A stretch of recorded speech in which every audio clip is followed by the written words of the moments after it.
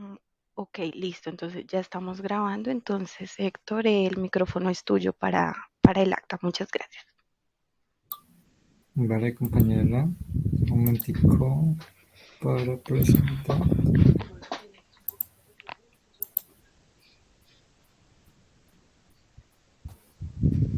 ¿Me puedes confirmar si ahí pueden ver la pantalla, por favor?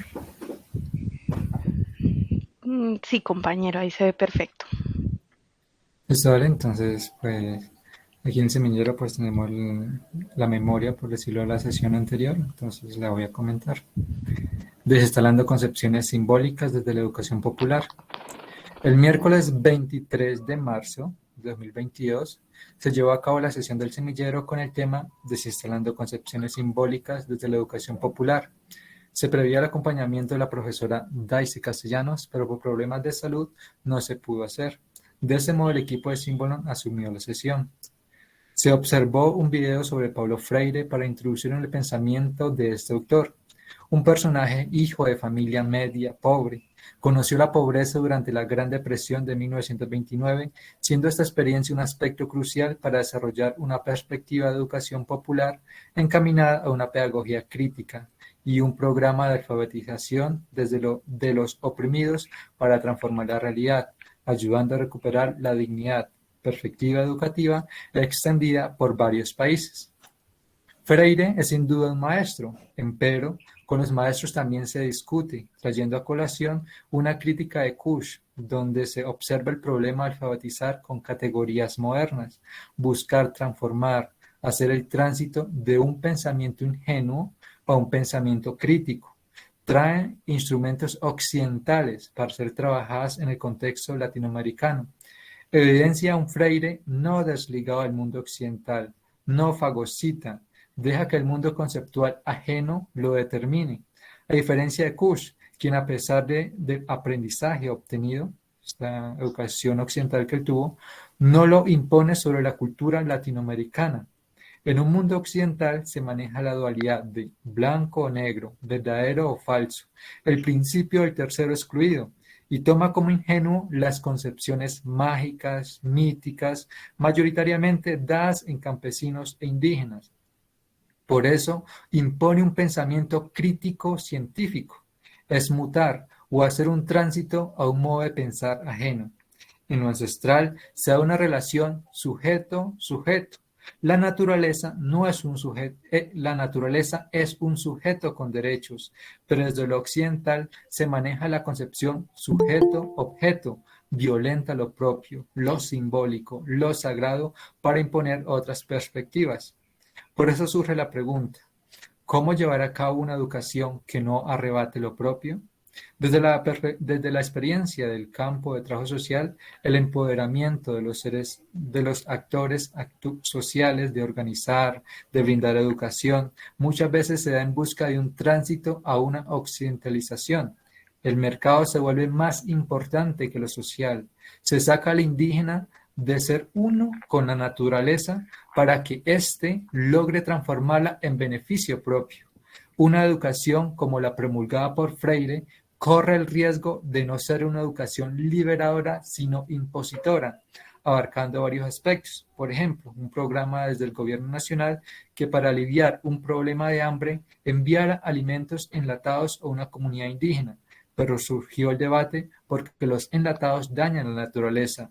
Se da una respuesta y se genera un problema a la vez. Educar es una práctica política, entonces no es neutra, según Freire. En Kusch sería una propuesta cultural. Para comprender mejor ello se aclaran dos conceptos, fagocitar y operador seminal. Fagocitar es un concepto proveniente de la biología, donde un organismo absorbe y neutraliza a otro. Se vive en Occidente bajo la lógica dual, conocimiento versus opinión o episteme versus doxa. La educación se mueve en este aspecto. Se privilegia la observación rigurosa sobre lo mítico, lo mágico. Por eso, fagocitar no es dejar que lo occidental determine el ser latinoamericano. Por ello se neutraliza y así sumergirse en el pensamiento propio con horizonte simbólico. comprender que hay comunidades donde la vida no se basa en poseer cosas, no entrar en el juego del capitalismo, sino vivir en lo sagrado. De ahí la importancia de conocer esa cosmovisión sin violentar. Con ello se comprende a un Freire que quería occidentalizar todo, invalida el pensamiento ancestral para modernizarlo. Operador seminal es razón emocional. Ejemplo, Dios es un operador seminal porque no es un objeto claro y distinto, está en el orden de lo divino y ello es el corazón, la emoción, da sentido al existir, surge del existir, constituye una fuente de significado, es una raíz emocional. Se invierte Descartes, existo, luego pienso.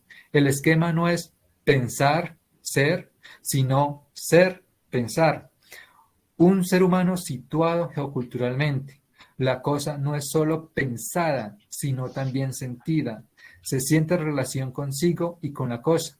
Zubiri lo llama sentipensante, constitutivo que articula el pensamiento de la cosa con la que se siente, constitutivo que articula el pensamiento de la cosa con lo que se siente de la cosa. El indígena tiene ya una sabiduría y no es un analfabeta. Modernizar es quitar la cultura. Un operador seminal es una parte de la razón que va a permitir dejar la razón intelectual a otra comprensión respecto al mundo. Por eso, al llevarlo a Freire, no sería una educación bancaria, sino una educación seminal. Tratar a la educación desde una verdad existencial emocional. Se considera verdadero solo lo intelectual y no a lo emocional, porque lo validado por el sentimiento es tomado como pseudo verdad. Se alfabetiza en el marco occidental. El problema sigue siendo si es liberar de la ignorancia o es en realidad disolver una cosmología en una mentalidad donde no hay posibilidades de ser, sino es bajo el esquema de la modernidad. Se alfabetiza el campesino porque no se mueve en el esquema moderno. Se puede colocar a dialogar a Kusch con Freire y muchos otros, no solo en perspectiva de diferencia, porque se seguiría entonces pues, en ese esquema dual, sino en perspectiva analéctica, porque ambos se interesan por el oprimido. Ello es unir fuerzas, una lucha conjunta. A veces los pedagogos no se cuestionan, se viven la teoría y no se deja a las comunidades ser lo que son. Se hace fuerza a encajarlos en Occidente, a hacer una síntesis cultural. Lo indígena es visto como algo exótico y diferente a mí, pero en Kush el indígena sigue viviendo en el ser interior, no tiene por qué causar vergüenza, es algo aún vigente. En conclusión, es un dejar la tentación de la verdad, de creer que se posee para salvar a otros de la ignorancia. No es ya el tercero excluido, sino aquí, el tercero incluido. No es ya el tercero excluido, sino el tercero incluido. En ese sentido, el primero en liberarse debe ser el impulsador de una liberación. Con ello se da por terminada la sesión. Entonces aquí ya hago el recuento del acta, quedamos en mano de la compañera Nicole. Bueno, muchísimas gracias nuevamente, Héctor, por esas actas tan inspiradoras de cada sesión. Bueno, para puntualizar una cosa que se mencionó en el acta cuando se hablaba de que se estaba viendo desde una disciplina específica como trabajo social, quiero antes de presentar a nuestra expositora, recordar que este semillero es un semillero en el cual ahorita estamos manejando interdisciplinarmente todos estos temas para que todos los pensamientos que se está teniendo desde lo popular puedan converger. Entonces, bueno, cerrando la parte del acta, entonces le doy la bienvenida a Salomé Ramos. Es una mujer que admiro muchísimo. El día de hoy viene a presentarnos el tema Mujeres y Revolución Sandinista, entonces te doy la bienvenida y el paso.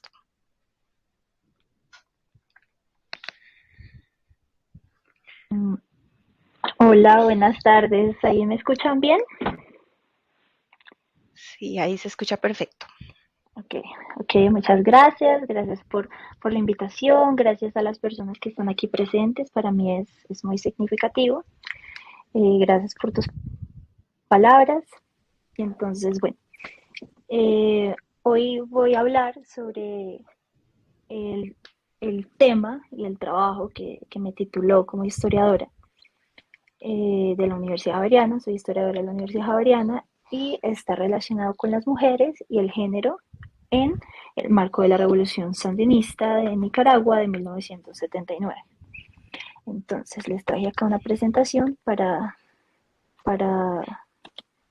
para que empecemos. Entonces, voy a compartir mi pantalla.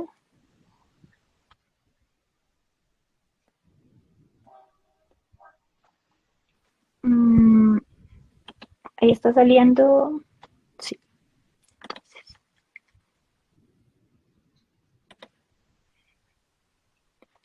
el título de mi trabajo de grado era El género las une y la guerra las separa. Entonces, específicamente es un estudio que realicé sobre las mujeres sandinistas y las mujeres contrarrevolucionarias. Ya vamos a entender un poco mejor estos dos términos, porque hablar de mujeres en general en Nicaragua tiene muchos matices. Entonces, por eso hablé específicamente de género. Todas las mujeres en Nicaragua no son exactamente iguales, aunque durante muchos años nos quisieran hacer pensar esto. Entonces, como soy historiadora, obviamente vamos a empezar por el principio, por un contexto muy histórico y en qué escenario estaban ubicadas las mujeres, tanto sandinistas como las mujeres contrarrevolucionarias. Entonces, la historia de Nicaragua es muy similar a la historia de todos los países latinoamericanos y se cumplen unos patrones que hemos evidenciado, por ejemplo, en la historia de Colombia. Entonces, tenemos una tendencia muy fuerte a un fraccionamiento. Entonces, cuando hablo de fraccionamiento me refiero a que la población siempre está dividida entre liberales, conservadores, un lado, otro, si es uno, es dos. En Nicaragua pasó exactamente lo mismo. Cuando yo estaba haciendo mi trabajo, eran muchas las coincidencias, definitivamente compartimos un pasado, pero bueno, eso ya es para otro tema. Entonces, esta es una tendencia que se dio, una de mis hipótesis es efectivamente porque tuvimos los mismos conquistadores, es una tendencia que se da desde la colonia, eh, y entonces yo he decidido catalogar este fenómeno como el que básicamente va a conducir la historia de Nicaragua, el fraccionamiento, y este fraccionamiento desemboca en una dependencia.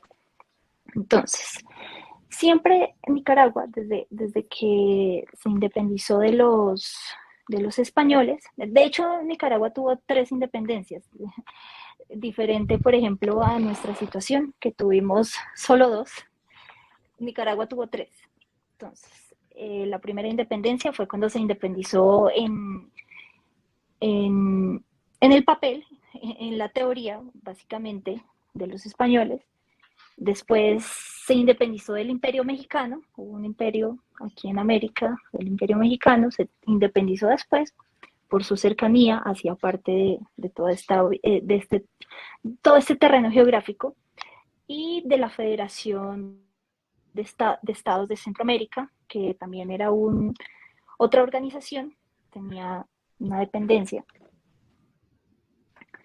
Y tuvo esas tres independencias, entonces siempre fue un país que estuvo muy, muy, muy ligado a depender de otro factor. Siempre que hablamos de independencia igual en la historia de América Latina y sobre todo en la del 19, pues es una independencia entre comillas, no es tan independencia como tal. Y acá pasó exactamente lo mismo. Nicaragua pasó de ser independiente de Estados Unidos, de España, del Imperio Mexicano, para pasar a ser nuevamente dependiente de Estados Unidos.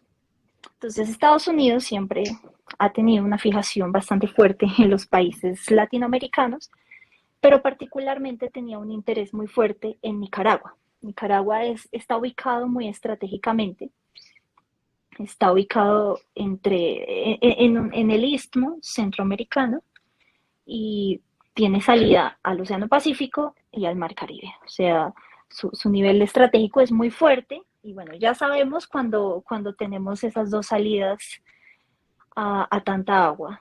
Entonces, tenemos simultáneamente en esa época que Nicaragua se inserta en esa dependencia de Estados Unidos, tenemos el interés de construir un canal. Entonces, el canal de Panamá nos da pistas sobre ello. De hecho, el canal de Panamá fue el plan B. La idea era hacerlo en Nicaragua, pero nunca se concretó. Entonces, una vez se pudo consolidar el canal de Panamá, el ese sentimiento de querer apoderarse de Nicaragua fue mucho más fuerte, porque dijeron, bueno, se dieron cuenta que el canal estaba dando resultados, que fue realmente muy fácil construirlo, entonces dijeron, bueno, podemos hacer exactamente lo mismo en Nicaragua y sería muchísimo mejor, porque el canal de Panamá, en efecto, tiene las mismas condiciones, desemboca en el Pacífico, no, comparte salida con el Pacífico y con el Mar Caribe, pero es que Nicaragua es aún más estratégico porque está en toda la mitad. Entonces, ese deseo de querer gobernarla y estar ahí siempre presente fue cada vez más fuerte. Entonces, Nicaragua es un país muy, muy pequeño, muchas veces hasta parece insignificante, pero no lo es. Realmente ha sido el deseo de muchos siglos de Estados Unidos y ahora incluso de los asiáticos. Entonces, teniendo en cuenta este panorama de dependencia, lo denominé como el elemento transversal de la historia de Nicaragua. Nicaragua no se entiende nunca sin la dependencia.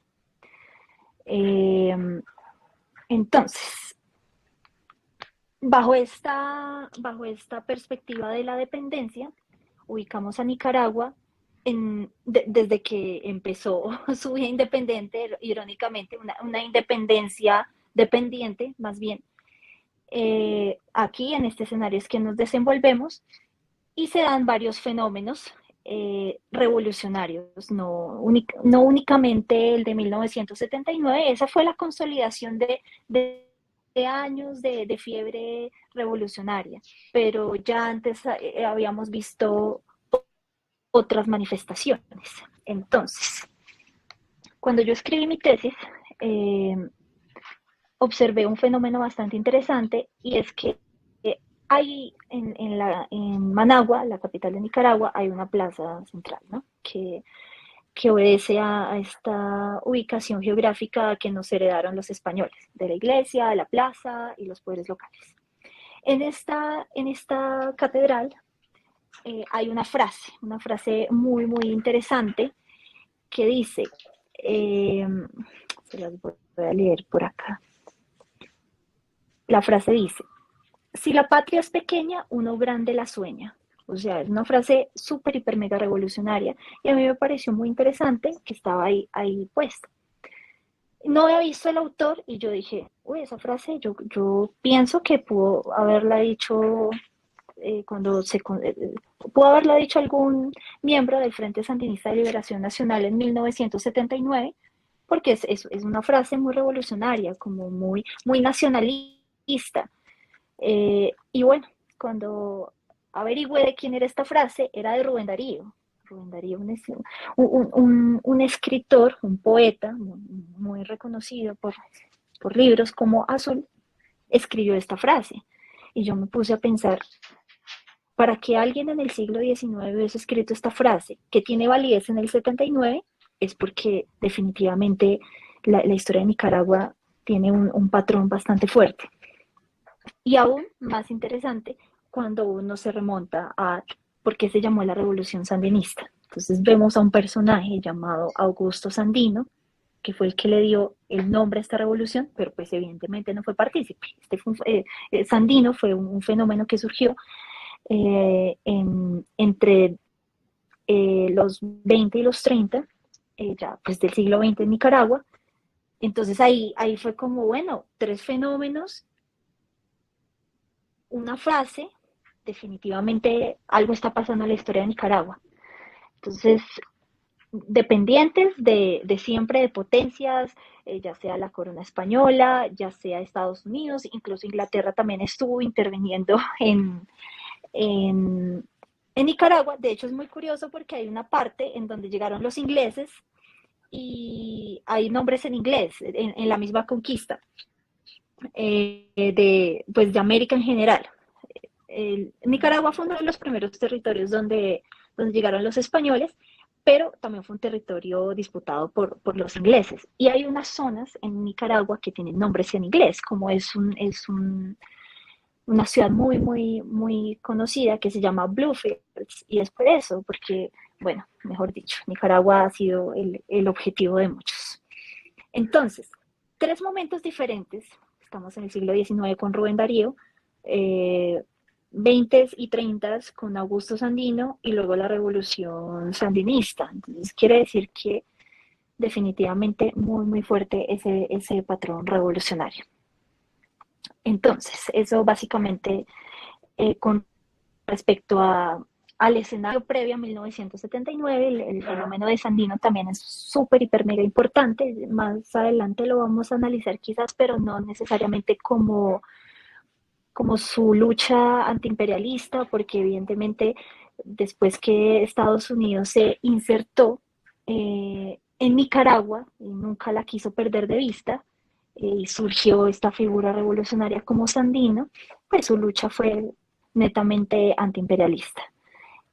Pero la vamos a ver ya desde otra óptica más adelante.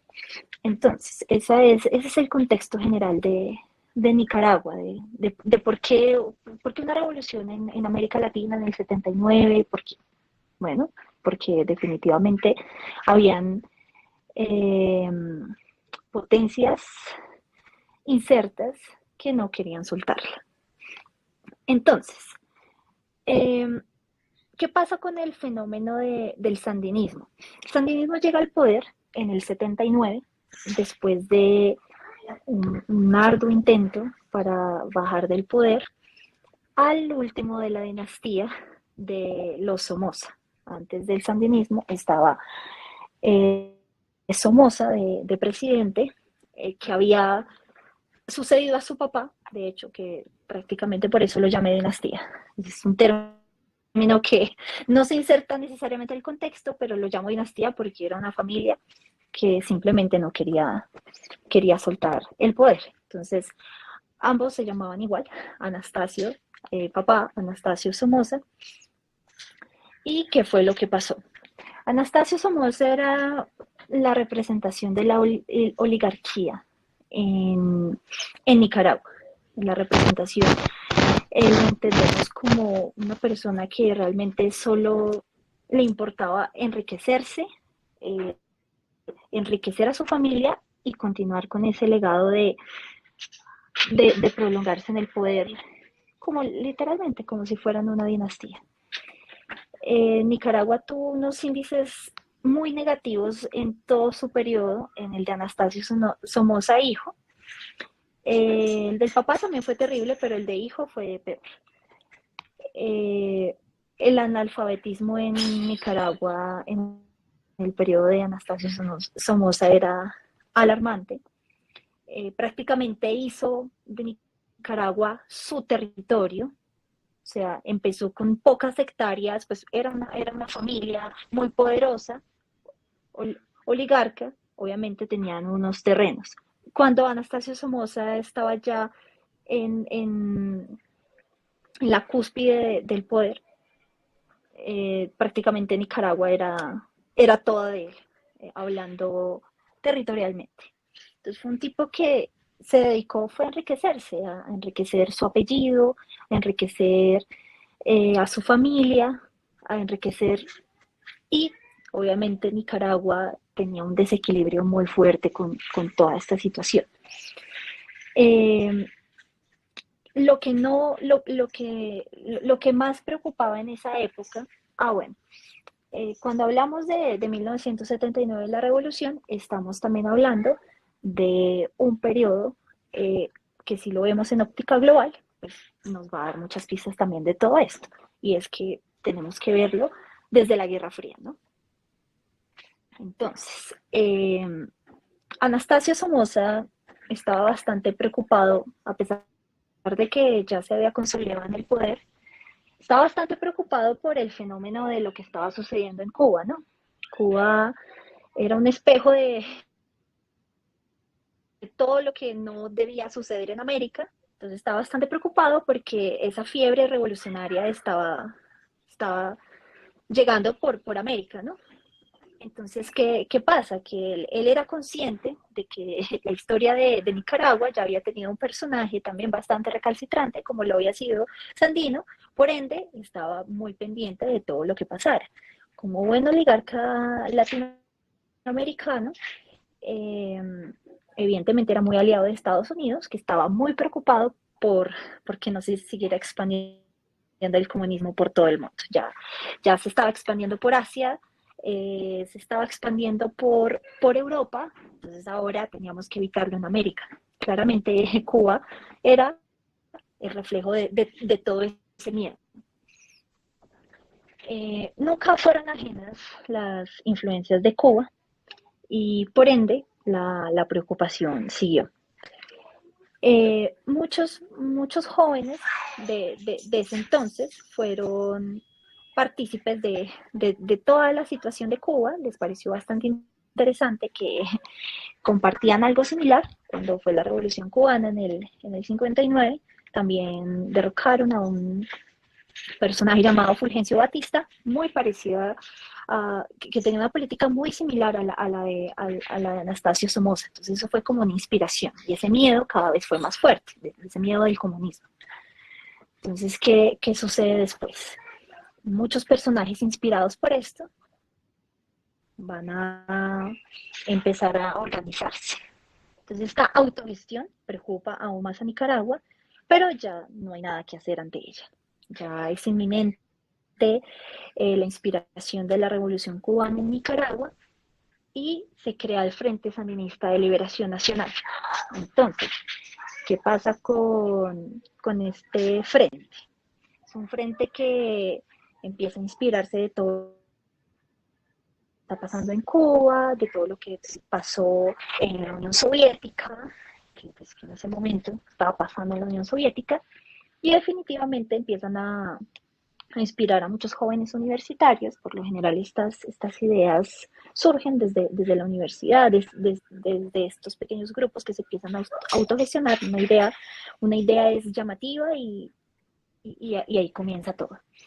Tenemos al fundador del sandinismo, Carlos Fonseca. Él no llega finalmente a ver la conclusión de la revolución, pero fue prácticamente el bastión.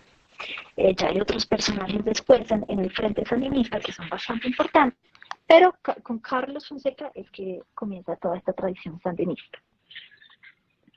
Lo interesante del sandinismo es que incorporó muchos sectores que normalmente tenían participación. Y uno de esos sectores pues, fueron las mujeres. Por eso es que la revolución tiene tanta trascendencia, porque logró incorporar a personajes que habían sido invisibilizados durante mucho tiempo o no habían sido trascendentes para la historia de Nicaragua, teniendo en cuenta que la historia de Nicaragua pues, tiene muchos personajes, es muy diversa, es muy interesante en ese sentido, tenemos una población indígena muy fuerte, entonces esto fue lo que hizo la revolución, todos estaban tras el mismo objetivo, necesitamos cambiar a Nicaragua, necesitamos que Anastasio Somoza nos deje, nos deje tranquilos porque llevamos mucho tiempo sin saber qué es la justicia, sin saber qué son las oportunidades. Eh, Posterior a esto, a esta autogestión, sucede en Nicaragua un fenómeno que es un terremoto bastante fuerte, que ese terremoto fue el despertar de los nicaragüenses. Ya estaba formado el Frente Sandinista Ya Anastasio Somoza estaba bastante preocupado por esa expansión repentina de estos grupos con tendencia de izquierda y finalmente llega el terremoto que prácticamente dejó destruida la capital de Nicaragua, Managua. O sea, la dejó terrible. Y fue como la oportunidad, hubiese sido la oportunidad de Anastasio Somoza de reivindicarse con Nicaragua, pues, con su gente, y no lo hizo. Todas las ayudas internacionales y todo el presupuesto para reconstruir Nicaragua y para ayudar a los nicaragüenses se lo robó. Básicamente dejó una desproporción muy fuerte en el país de la que ya tenía, y eso ya fue como el punto clave para lo que siguió después, que concluyó con la revolución sandinista. Entonces, ¿qué sigue a continuación? El Frente Sandinista de Liberación Nacional finalmente llega al poder. Eh, Anastasio Somoza prácticamente tuvo que huir del país porque hicieron una toma bastante contundente. Anastasio huyó de Nicaragua y al otro día, un día de julio, ya Nicaragua tenía otra historia. Llegó al poder el Frente Sandinista de Liberación Nacional y con él un grupo muy fuerte de mujeres, que es de quienes vamos a hablar. Bueno, de unas de las que vamos a hablar. Entonces, estamos con las mujeres sandinistas y por qué es tan importante en este momento. Voy a pedirles un momento, qué pena, que me disculpen un segundito, una pausa, que voy a hacer algo y ya regreso. Me demoró 2 segundos, qué pena. Ya regreso. Bueno, mientras tanto les recuerdo, a través del chat les voy a compartir el formulario de asistencia para que por favor lo llenen. Recuerden que es muy importante para efectos de sistematización del semillero. Gracias. Ah, ah, ah, ah.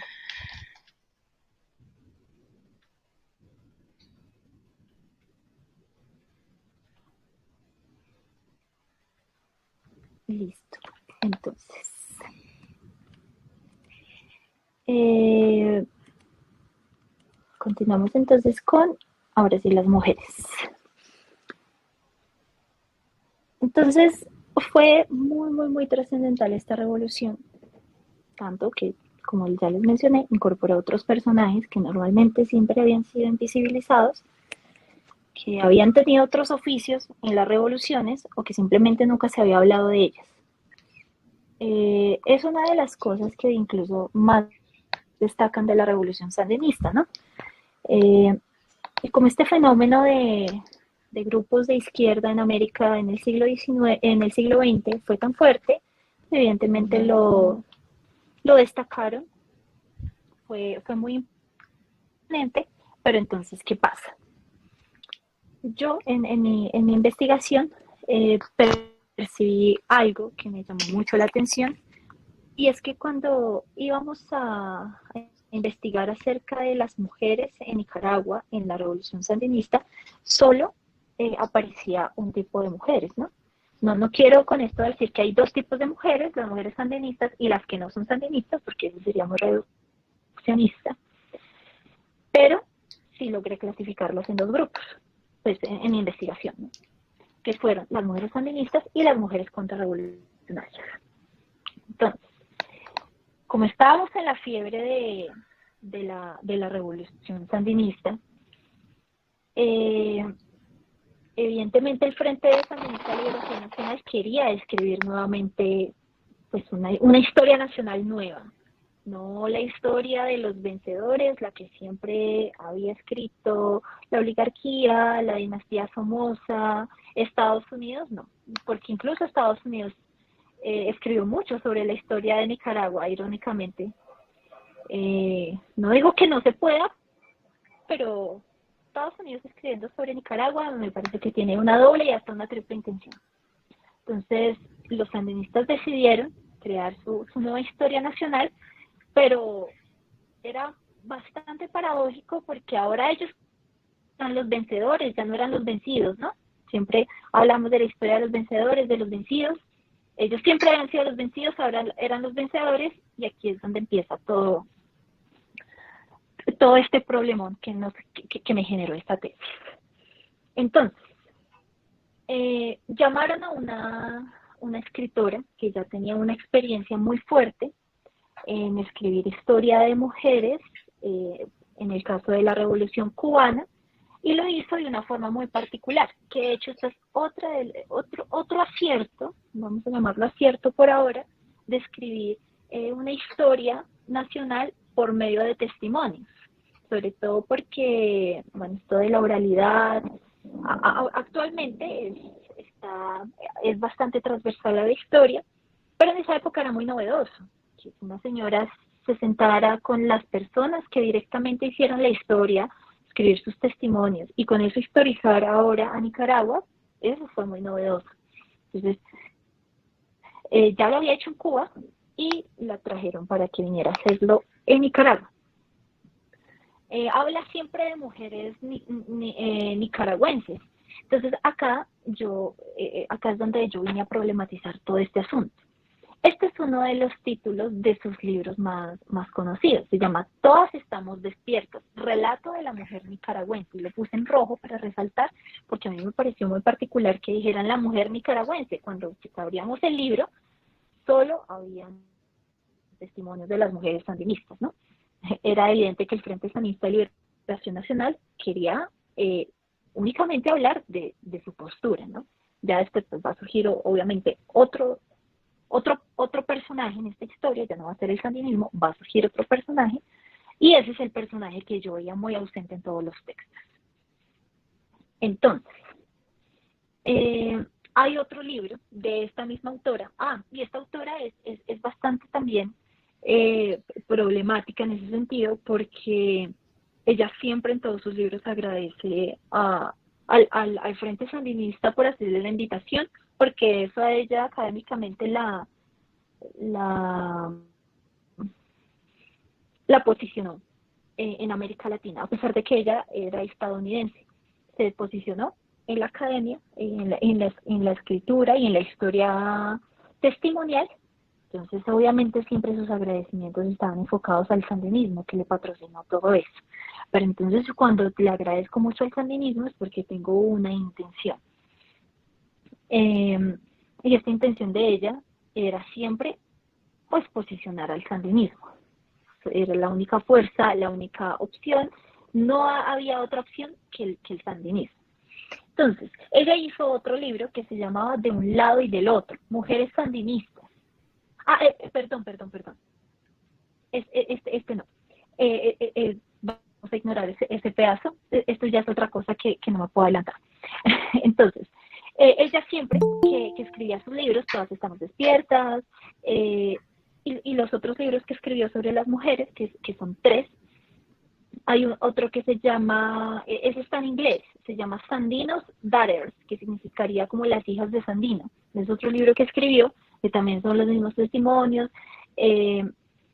Pasa algo bastante particular, y es que en todo el libro, pues, el sandinismo es lo mejor que le pudo haber pasado a Nicaragua. Entonces son los testimonios de las mujeres, hablando de su experiencia, de que tienen mucha esperanza. Ella hizo esos testimonios unos meses después de que la revolución empezó, pues claramente había mucha esperanza, había mucha ilusión de lo que podía pasar.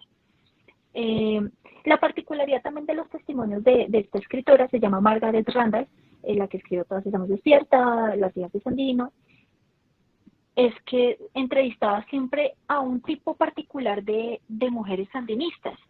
Cuando yo les decía que se incorporaron otros personajes de Nicaragua, era porque no necesariamente tenías que ser una persona universitaria, ¿no? Como les dije, la población indígena en Nicaragua era tan fuerte que también hacían parte, eran mujeres analfabetas que también estaban muy descontentas con la situación de Nicaragua, sobre todo porque esta cuestión de los indígenas, de los campesinado en Nicaragua, porque también hubo muchas mujeres campesinas que se insertaron. Es bastante interesante porque las reformas agrarias de Anastasio Somoza las estaban perjudicando. Entonces afectó a todos, a las mujeres universitarias, a las mujeres indígenas, a las mujeres campesinas, a todos. Todas estaban perjudicadas. Pero entonces en este libro solo entrevistaba a las mujeres que tenían estudios. Hay muchas que son de hecho muy famosas. Hay una escritora que hizo parte del sandinismo que se llama Gioconda Amelia, es una escritora que todavía escribe y escribe bastante, o sea, es muy, muy poética. Ella hizo parte, entrevistó también a una de los comandantes más fuertes, una señora llamada Dora María Telles. En esa época ellos estaban muy jóvenes, 24 años tenían, 24, 25, 26 años, pero siempre eran las comandantes, las que pasaron por la universidad, y las otras mujeres no, y eso a mí me pareció bastante particular, porque entonces era para potencializar un discurso y lograr que el sandinismo finalmente pudiera posicionarse como lo que se quería posicionar. Entonces, esto pasó con este libro. ¿Y cuál fue como mi incertidumbre con las mujeres, y que empezó con las sandinistas? Con un documental que vi, ahorita vamos a ver un fragmento, es un documental muy, muy interesante, en donde salían estas mismas mujeres muchos años después, porque el documental fue del 2018, 2019, sí, 2018, en donde salían las mismas mujeres diciendo cosas totalmente diferentes a lo que había pasado acá. Entonces, para mí eso fue como un choque, como bueno, tengo dos tipos de fuentes, son las mismas fuentes, son las mismas mujeres, pero unas en esa época tenían 24, 25 años, las otras ya van para los 60. ¿Qué está pasando? Para mí eso fue muy, muy conflictivo, y con este documental fue que prácticamente empecé toda mi investigación. Que en este documental, estas mismas mujeres, entonces acá les escribí, las mismas mujeres de los libros, pero con perspectivas totalmente opuestas, como si se tratara de mujeres diferentes. El testimonio que más me impactó fue el de la comandante que les dije, Dora María Telles, que tenía 24 años cuando dijo que la revolución era su ilusión, y que para ella siempre lo fue. De hecho, en el documental, que se llama Las Sandinistas, también lo decía, pero tenía un descontento en general por todo lo que había pasado en el frente. Claro, en el 2018 ya teníamos toda una trayectoria de lo que había pasado. Acá apenas ellas estaban en la fiebre revolucionaria, y esto para mí fue como un despertar, como bueno, acá hay bastante material. Entonces, teniendo en cuenta que las mismas sandinistas tenían una posición bastante crítica y muy fuerte frente al, contra el mismo frente sandinista, ahí fue cuando decidí pues ir un poco más allá. Entonces, ahí fue cuando encontré este libro, de un lado y del otro, que era un libro que era como una respuesta a este libro. Sobre las mujeres sandinistas se ha escrito bastante, sobre las mujeres sandinistas se ha escrito un montón de libros. No puedo decir que fue un tema de poco interés, porque en realidad es un tema que le interesa a la gente desde muchas perspectivas, desde la literatura, desde la historia, desde la política, y este libro es también de una historiadora, pero esta es una historiadora española, y este libro es reciente, de hecho, que se llama De un lado y del otro. Y entonces me gusta mucho este título, porque con este libro, con este título fue que yo confirmé lo que ya estaba sospechando. Cuando me dicen de un lado y del otro, es porque se refería de un lado, las mujeres sandinistas que siempre tuvieron la participación y tuvieron prácticamente el canon de ser las nicaragüenses, y me habla y del otro, es decir, del otro tipo de mujeres que ya hablaremos, que son las mujeres contrarrevolucionarias. Una particularidad de este libro es que ellas sí entrevistó, también son entrevistas. Este género testimonial en la revolución sandinista fue bastante fuerte, y posteriormente a la historia de los 80s y 90s de Nicaragua. Mujeres sandinistas que no ocuparon altos cargos, y esto para mí ya fue como el despertar absoluto. Acá está despertando un poquito, acá el despertar absoluto. Porque en las entrevistas que ella hacía a las mujeres sandinistas que no ocuparon altos cargos, sino a las mujeres campesinas, a las mujeres indígenas, a la mamá del que tuvo que dejar que su hijo se insertara al sandinismo, porque pues ellas también son mujeres sandinistas, una óptica totalmente diferente a esta. Prácticamente estábamos con tres tipos de mujeres diferentes, irónicamente, acá sandinistas, acá también sandinistas y otras sandinistas.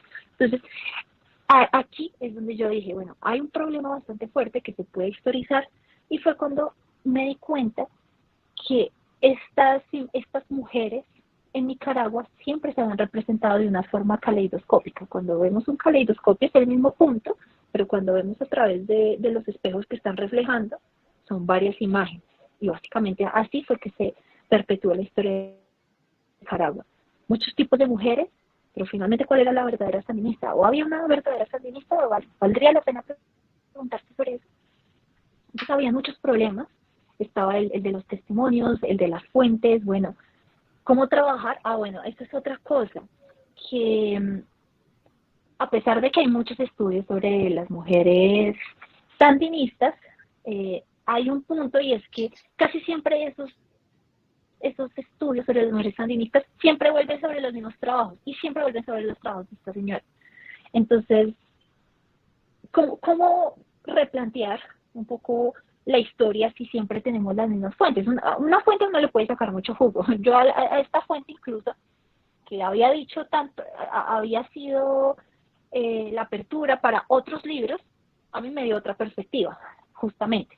Le podemos sacar mucho jugo a las fuentes, pero también tocaba proponer algo pues, revolucionario, ¿no? Porque si siempre estábamos tratando las mismas fuentes, ahora teníamos otras, pues obviamente teníamos ahí mucho material. Y acá, otro tipo de fuentes. Este trabajo que yo hice, bueno, tiene como la característica de que se realizó con muchos tipos de fuentes, no solo con los testimonios orales, con un documental, que pues esto ahora pues es bastante importante para hacer historia, otros testimonios. Encontré algo que nunca había sido utilizado en el estudio de las mujeres, que era la prensa.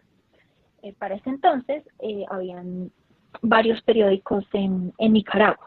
Barricada era el periódico del Frente Sandinista de Liberación Nacional, que evidentemente pues era un periódico muy revolucionario, que tenía pues sus contraposiciones, tenía otros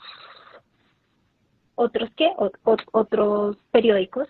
Estaba La Prensa, que de hecho existe actualmente, pero pues sí era un periódico de tinte bastante conservador. Entonces Barricada fue La Prensa, y ustedes saben que la prensa pues es una fuente muy importante y nunca había sido utilizada para este tipo de estudio. Barricada ha sido muy estudiado para otras cosas, para la revolución en sí. Y los campesinos de hecho es una de las fijaciones más fuertes cuando hablamos de la revolución sandinista, pero para las mujeres nunca. Y claro, yo me di cuenta que fue porque acceder a este periódico es bastante complicado. Cuando yo hice este trabajo, estaba en la pandemia,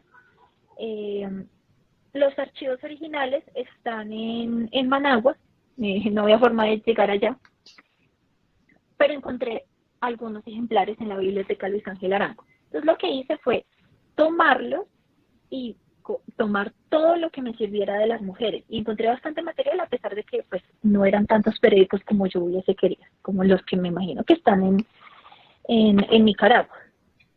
Entonces, esta fue otra fuente como bastante novedosa que encontré para las mujeres sandinistas, de la misma representación. Entonces, como mi trabajo de grado hablaba de representación, yo dije, no, aquí con la prensa voy a poder encontrar otro tipo de mujeres. Estaba encontrándome con muchos tipos de mujeres. Entonces, aquí escribí: Barricada de la representación de las mujeres nicaragüenses, porque era el único diario que hablaba de ellas. Entonces, ¿qué pasa con todo esto?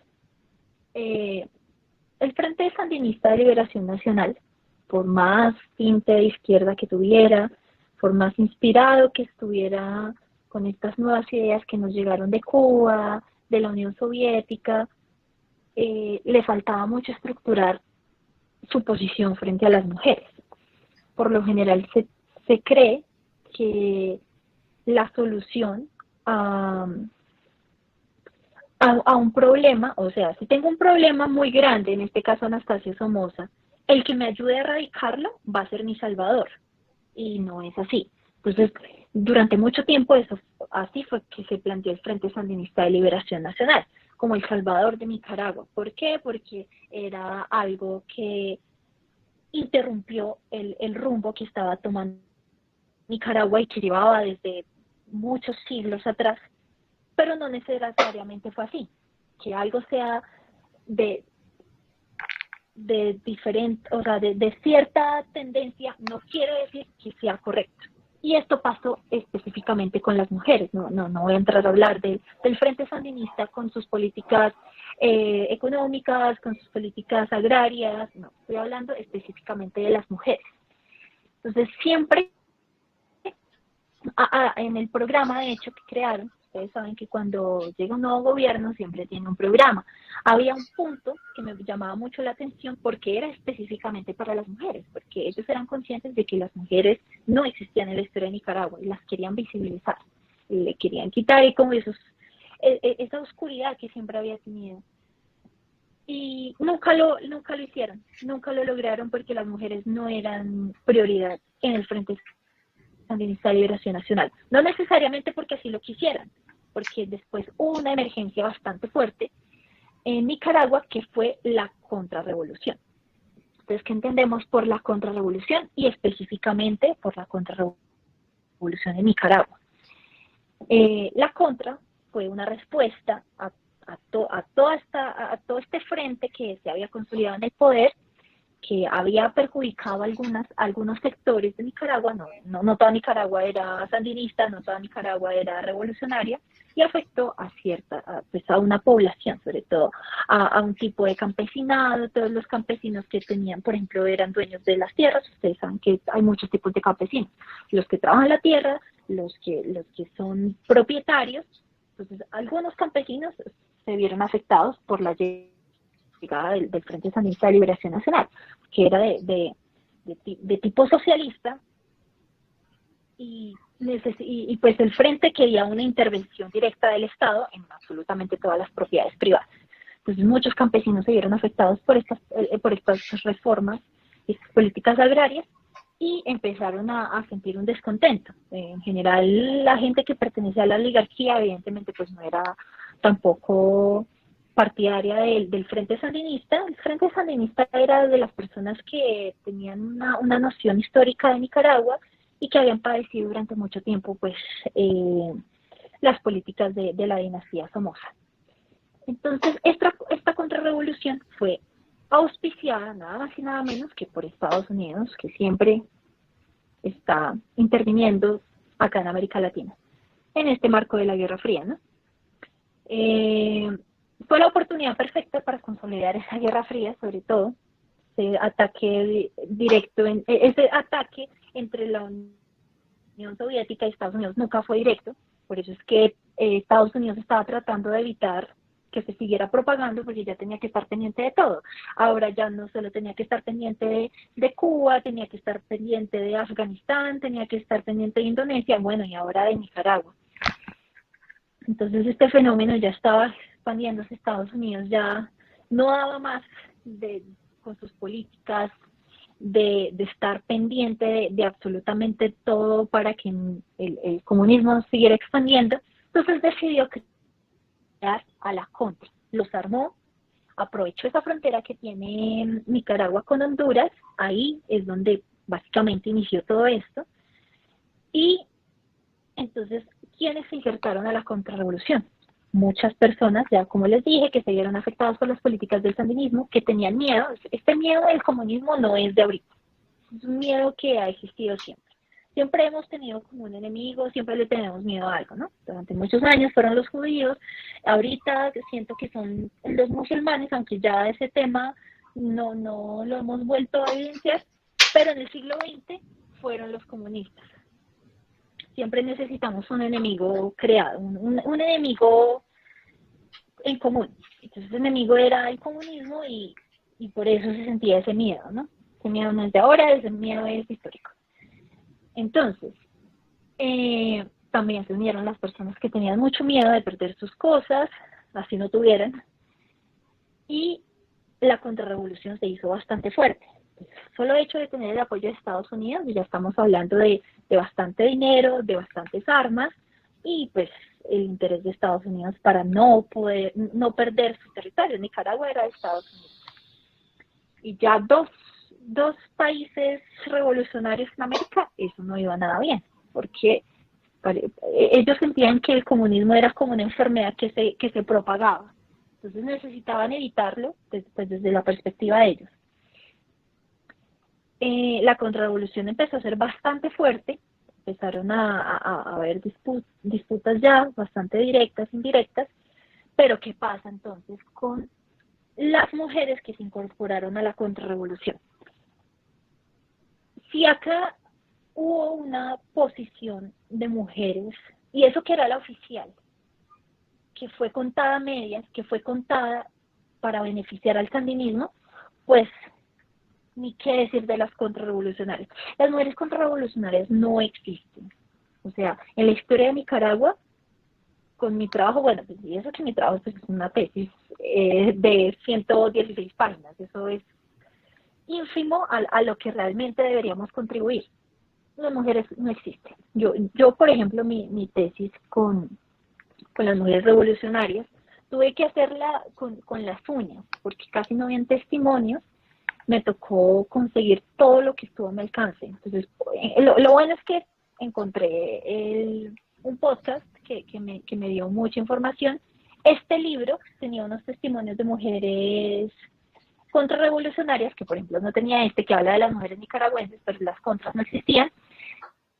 Y pues este documental pues estaba enfocado netamente en las sandinistas, ni modo.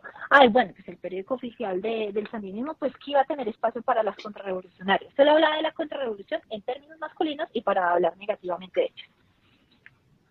Entonces, ya teníamos una visión súper caleidoscópica de las mujeres. Acá no teníamos una visión caleidoscópica, simplemente no teníamos una visión. Entonces, hay dos autoras, además de esta, hay otra que también es estadounidense. Los estadounidenses en general han tenido bastante interés en la revolución sandinista, que escribió también unos testimonios, y este me parecía muy interesante. Era de una escritora, esta escritora se llama María Dolores Ferrero, y la que escribió el otro libro, que pues acá no lo mencioné, era otra escritora que se llama Karen Cambridge. Ella también recopiló unos testimonios un poco complicados de conseguirlos, solo estaban en inglés, pero sirvieron bastante. María Dolores, esta historiadora, trató de evitar a toda costa lo que Margaret Randall había hecho de entrevistar a un tipo de mujer sandinista. Ella sí trató de entrevistar a todas las contras que pudo y de sus testimonios.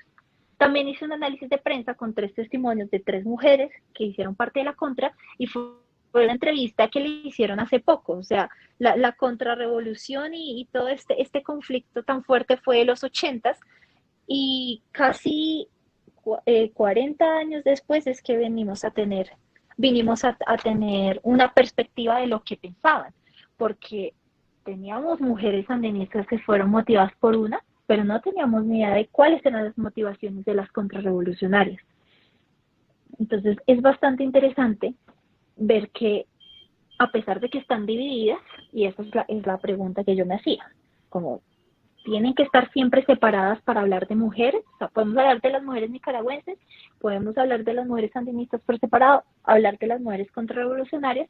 Entonces, ese era mi objetivo con mi trabajo, esa fue mi investigación, como bueno, estamos hablando de un grupo de personas que comparte algo, y es el hecho de ser mujer, pero cada una desde una perspectiva diferente.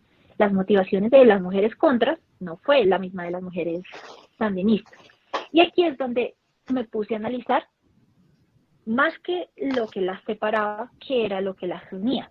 Por eso el título, el género las une, la guerra las separa. Empezamos por el hecho de ser mujeres, eso ya las une, ahí ya hay una unión que es inevitable. Pero entonces, haciendo un análisis un poquito más, haciendo un análisis un poco más específico, esta fue la hipótesis que yo planteé y esta pues básicamente fue como la propuesta de mi tesis. Las mujeres sandinistas y las mujeres contrarrevolucionarias deben ser entendidas en términos de género. Entonces, para mí, a pesar de que tienen motivaciones diferentes, sí pueden ser entendidas como mujeres nicaragüenses, pues existen más espacios simultáneos que dicotómicos, y ello es debido a la construcción colectiva que se cimentó en los papeles que habitualmente deben ocupar las mujeres. Entonces, esta última idea fue algo que yo nunca había leído en ningún libro, pero eso fue lo que yo observé, que por más revolucionario que hubiese sido el Frente Sandinista de Liberación Nacional, por más propuestas que tuviera para beneficiar a las mujeres, eh, eso nunca existió dentro del mismo frente. Y aquí es donde, con estos dos fue que yo pude precisar un poco más eso. ¿Por qué? Porque estas mujeres, que eran estas mismas, que no tenían la misma perspectiva, hablaron de lo que significó ser mujer en el sandinismo y nada tiene que ver con este discurso superior que estaba intentando dar esta escritora alrededor del sandinismo, que el sandinismo nos rescató, el sandinismo nos salvó. No, las mujeres tienen otra perspectiva. ¿Y qué era lo que pasaba? Esas estructuras que estaban dentro de la historia de Nicaragua, en donde las mujeres solo tenían que estar en la cocina, las mujeres no podían estudiar, las mujeres, o sea, si el analfabetismo en Nicaragua era, o sea, muy fuerte, para las mujeres era prácticamente la mayoría de mujeres, excepto las universitarias, pero ser universitaria en Nicaragua era en los 70s y 80s era muy difícil, sobre todo en los 70s, sí, en los 70s, era bastante complejo. ¿Y qué pasa? Que si en general el analfabetismo era muy fuerte, el de las mujeres era inminente. Las mujeres que supieran leer y escribir en Nicaragua eran pocas. Esto cambió un poquito con el sandinismo, no estoy diciendo que el sandinismo haya sido lo peor que le pasó a Nicaragua, pero pues tampoco pienso que fue la solución, así como ellos quisieron denominarla. Pero con las mujeres siempre continuó con esas mismas estructuras que tanto criticó. O sea, y eso es algo que yo también explicaba en mi tesis, lo escribí, diciendo que prácticamente esas estructuras machistas lo único que hicieron fue cambiar de nombre y de color. O sea, y cuando me refiero a cambiar de color es porque pues la bandera del sandinismo era roja y negra. Solo cambió de color, no cambió de nada más. Las mismas mujeres eran mujeres muy preparadas. La mujer que les dije ahorita, voy a ver si, pues es ella, Dora María Telles. Y es una mujer muy inteligente, que de hecho al día de hoy sigue luchando eh, eh, por Nicaragua, a pesar de que ya no se considera sandinista, el sandinismo se murió hace rato, sobre todo con ese presidente que tienen ahorita, que sandinista no tiene nada, a pesar de que él diga que sí. Ella es una mujer muy inteligente, muy capacitada, realmente muy fuerte, y nunca la dejaron estar al mando del sandinismo por el hecho de ser mujer. Así en estos libros dijeran todo lo contrario, que las mujeres eran unas valquirias invencibles, nada de eso. El machismo continuó. Entonces, esto fue como un poco una deconstrucción de ese discurso sandinista, de que las mujeres, gracias a las mujeres y tal cosa y otra. Entonces, no solo se veía en estos testimonios, sino en el mismo periódico. Entonces, por acá yo traje un fragmento de una prensa que yo encontré del periódico Barricadas, y me da mucha risa que el mismo feminismo se encargaba de echarse el agua. Ellos mismos se dieron a entender que no tenían ningún tipo de interés en que las mujeres tuvieran otra posición. Entonces el título del artículo, la mujer en el servicio militar, ok, bueno, ahí no hay ningún problema. Y acá yo leía esto y yo decía, pues que no puedo creerlo. tenía un nombre rudo, Juana Cruz, tenía también una continencia sin Ortega y cambiaba licor por municiones con mis guardias y obtenía informes confidenciales de los maridos por medio de muchachas adiestradas. Fue responsable de difundir espionaje en esa región y aportaba dinero a la casa. Esto es específicamente sobre el episodio antiimperialista que estaba viendo en Nicaragua en los 2030. Ah, sí, miren, en Nicaragua entre 1927 y 1933, con Sandino, que fue otra figura revolucionaria. Entonces, y atención al siguiente párrafo, por favor, esto me parece ridículo.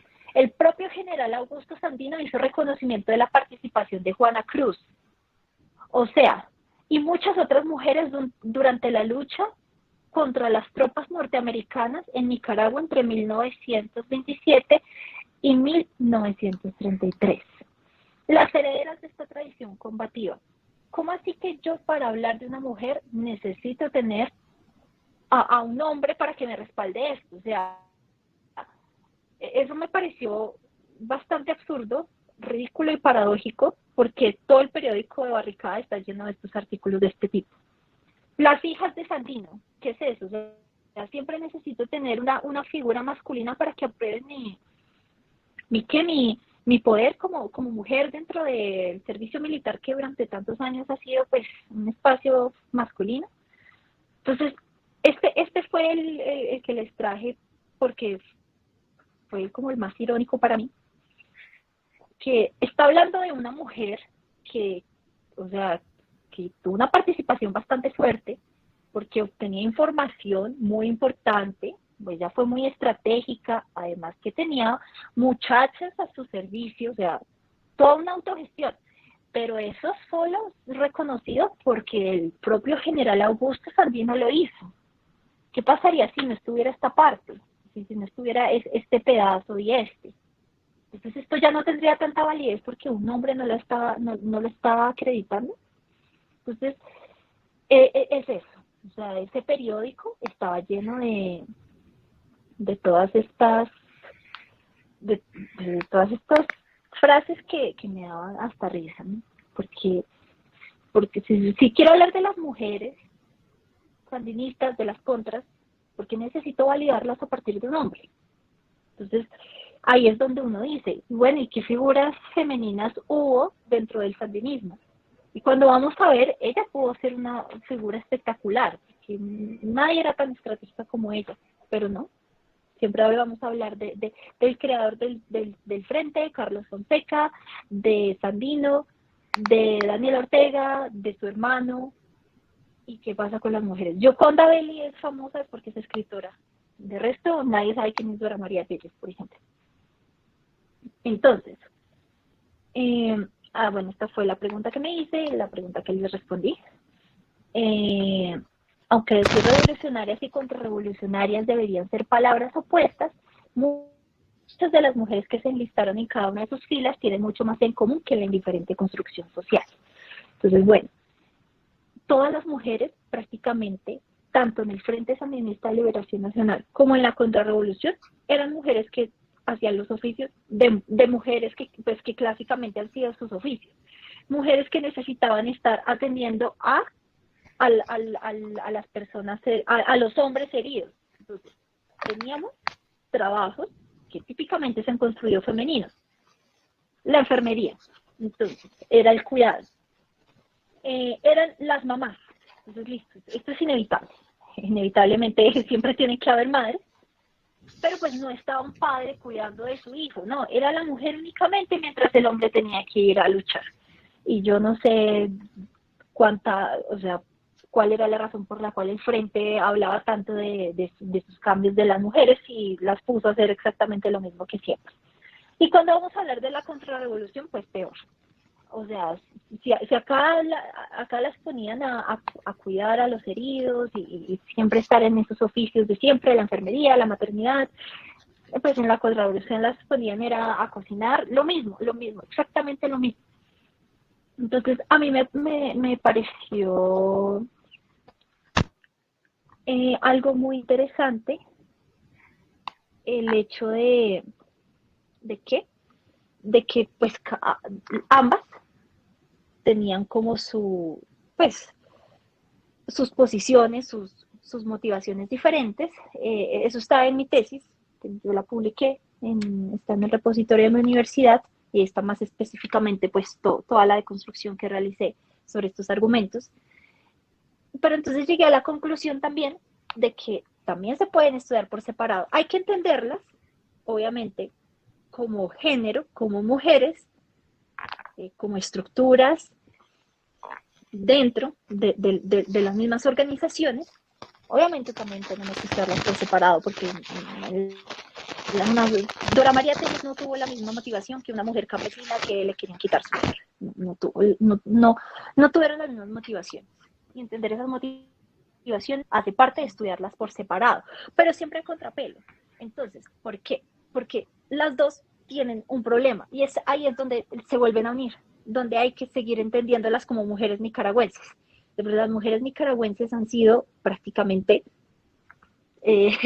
radicalizadas en sandinistas, pero ni siquiera esas mismas sandinistas que historizaron son las verdaderas sandinistas. Entonces, ¿quiénes son las mujeres nicaragüenses finalmente?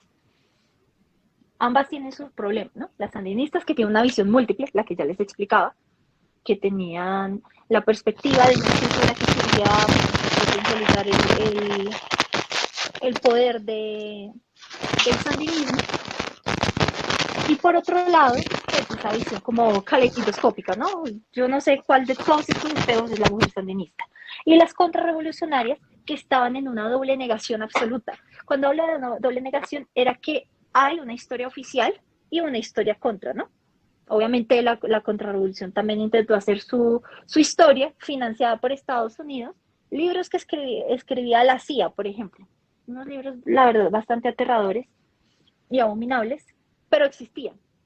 Bueno, tienen derecho a escribir lo suyo, pero igual también hay que ver, es una historia y unos libros que hay que ver con pinzas. Pero irónicamente ellas también fueron borradas de la misma historia contra.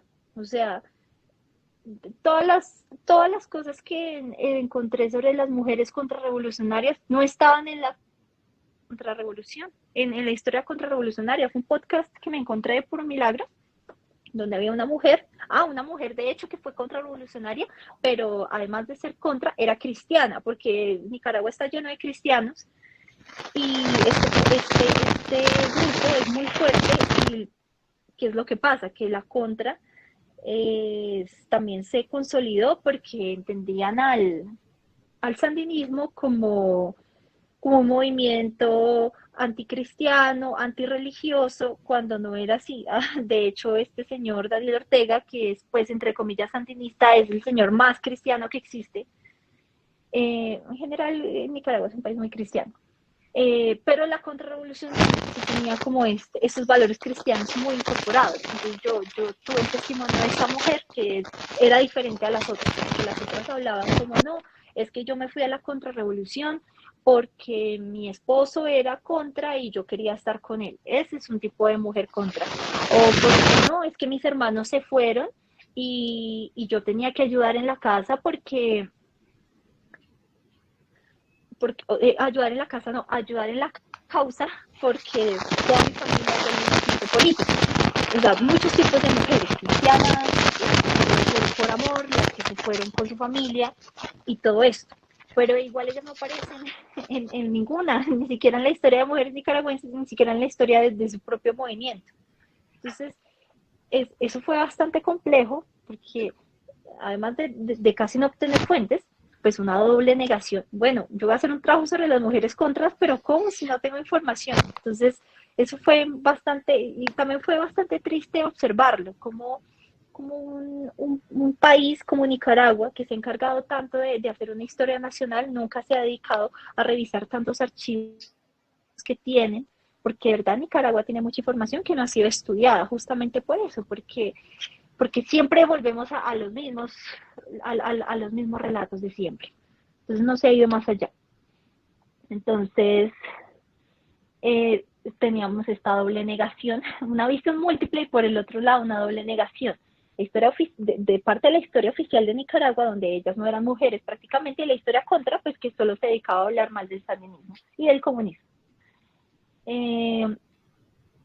Y algo también muy particular es que, por ejemplo, la poca información que hay de las mujeres contras, siempre tenemos una estructura bastante sólida con respecto a esta posición, y es que las mujeres contrarrevolucionarias son carentes de noción política, que por el contrario, en las mujeres nicaragüenses, en estos libros, las mujeres sandinistas son las mujeres más ilustradas en cuanto a la política. Y eso es algo que me pareció muy llamativo, porque cuando yo leí las motivaciones de estas mujeres contras, ahí me di cuenta que ellas, a pesar de que su motivación fue como su marido, su familia, eran conscientes de lo que estaba pasando en Nicaragua, tenían bastante noción, no solo fue como si me dan por favor un rifle que voy a empezar a disparar, no, tenían una noción política bastante fuerte, y también siempre las caracterizaban con dotes maternales, cuando no era así tampoco.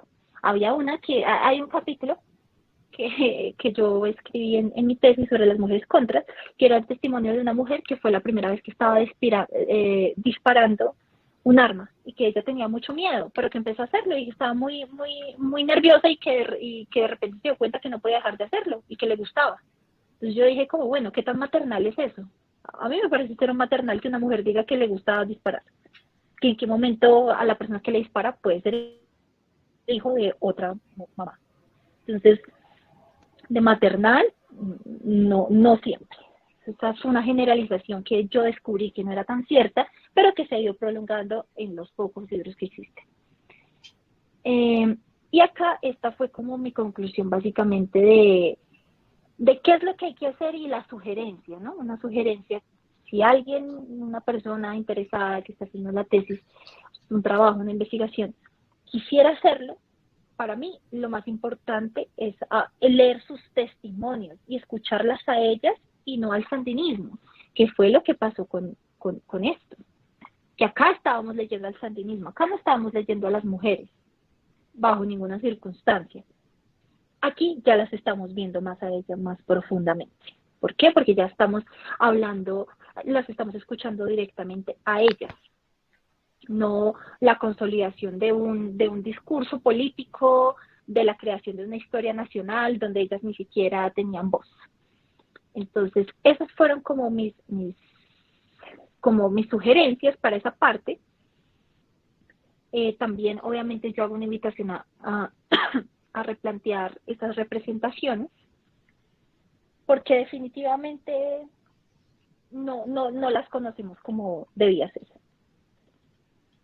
Y pues básicamente es eso. No sé, Nicole, si podrías poner el fragmento que te pedí, por favor. Sí, claro que sí. Porfa, paras de compartir para... Muchas gracias. Ya lo comparto.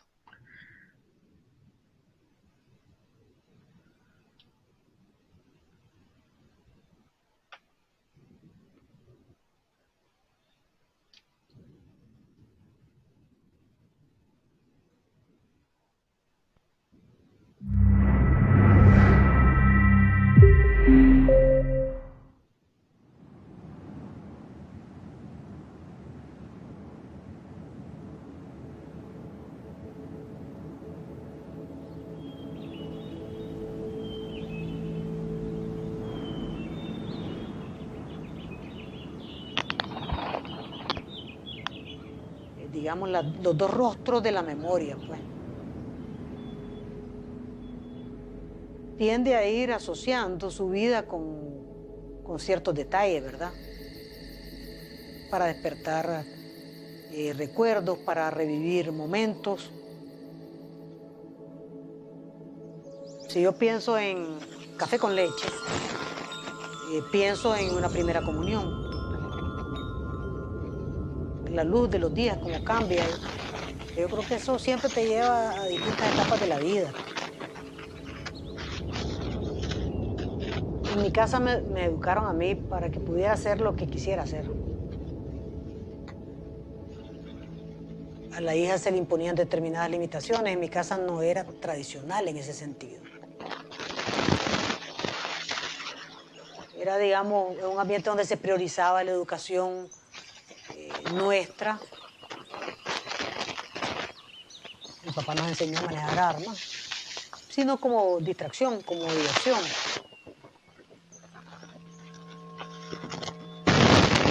Pero hay momentos de mi vida que no recuerdo absolutamente nada. Es decir, hay ciertas cosas, ciertas etapas que son totalmente borradas. Y yo los tengo completamente borrados. Es decir, hay los dos tipos de experiencia, la experiencia del recuerdo,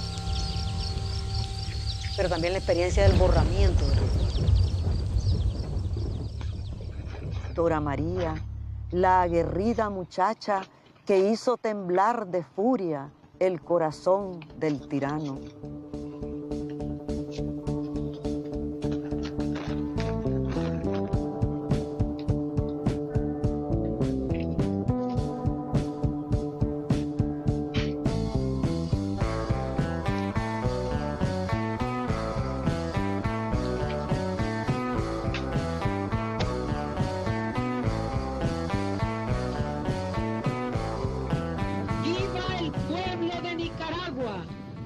¡Viva el Frente Sandinista de Liberación Nacional! Guerrillero, guerrillero, guerrillero, adelante, adelante, con el trueno de paz del fusil, de las sierras al llano adelante, guerrillero, vencer o morir.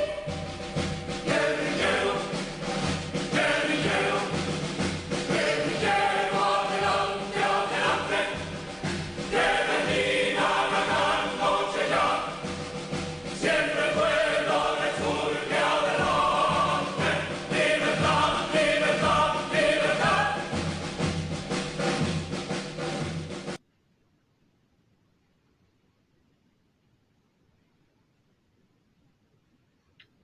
Entonces, bueno, digamos que ese es un pequeño fragmento del documental.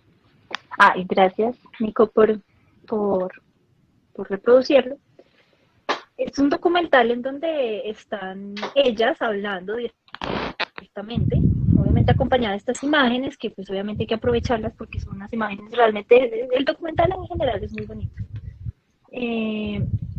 Ahí vieron varias de las mujeres, que de hecho ellas son las que hablan. Hay otras que aparecen después, pero estas son como las protagonistas, que está una escritora, ahí está como, hay una que dice como ama de casa, otra que es poeta, otra que es profesora, o sea, vemos muchos tipos de mujeres. Y acá es donde ellos realmente desmantelan toda esa imagen, esas imágenes que siempre están perpetuando de la mujer con el rifle y estas son las mujeres sandinistas. No, ellas desmantelan todo eso, ellas desenmascaran prácticamente todo lo que significó el Frente Sandinista de Liberación Nacional en cuanto a esas políticas machistas que, como les dije, lo único que hicieron fue cambiar de color. Infortunadamente sería muy chévere que hubiese uno de contras, pero realmente creo que en el planeta existimos como 4 personas que tenemos como interés en eso. No ha sido como un interés muy fuerte. Los nicaragüenses son muy nacionalistas en ese sentido. Detestan todo lo que tenga que ver con la contrarrevolución, todo. Entonces han tratado de borrar absolutamente todos los registros que hay de ellos. Pues si no había de mujeres, pues menos. O sea, las mujeres no existen. Pero con este documental uno piensa en las contrarrevolucionarias sin que ellas estén presentes. Entonces tenemos a las sandinistas que nos recuerdan siempre a ellas, sobre todo porque bueno, ellas siempre están como con este discurso de mujeres nicaragüenses, pero hay una que nos recuerda realmente que independientemente de quién seas, y ella lo dice, como no importa si eres cristiana, si eres negra, si eres indígena, si no sabes leer, es algo que nos compete a todos, a todas, porque ellas después de que el Frente Sandinista de Liberación Nacional perdió el poder con las elecciones, y ya en los 90 tenían otra presidenta, que era una mujer de hecho, pero que no representaba absolutamente ningún tipo de valor de la mujer nicaragüense. Ellas se dieron cuenta que todas estaban y literalmente lo dice así, o sea, nosotras como mujeres nicaragüenses estamos jodidas independientemente de si somos de izquierda o de derecha.